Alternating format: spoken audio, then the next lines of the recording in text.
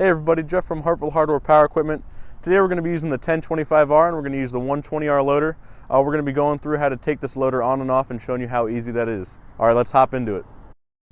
So first you'll take some weight off the front of the tractor by setting the bucket on the ground. Then you'll lift on the latches to unlock the loader frame. Next we'll set the parking stand hydraulically. The parking stand sets itself and there's no need to get off the tractor to set any part of the parking stand. Now that the parking stand is set, we'll start disconnecting the hydraulic lines. First, you'll shut off the tractor, set the parking brake, and cycle the fluid by rotating the joystick.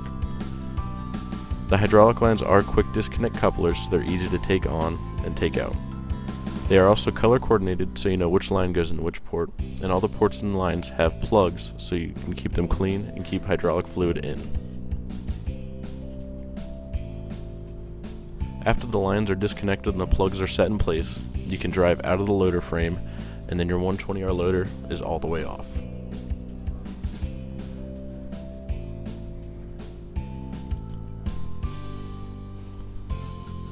To put back on the loader, you'll drive into the frame, making sure the latches are in line with your loader arms. The latches can also be in the down position because they are spring-loaded and will go over the latch frame without having to lock them. Now we're going to reconnect our hydraulic lines with the quick disconnect couplers. Again, they are color coordinated, so you know which line goes in which port with ease.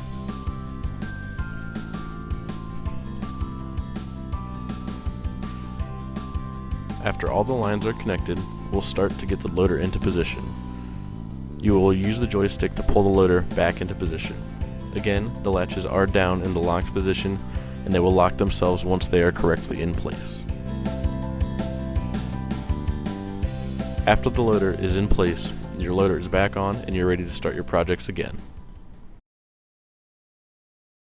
Hey, thanks for taking the time to watch this video on the 120R loader, how to take it on and off.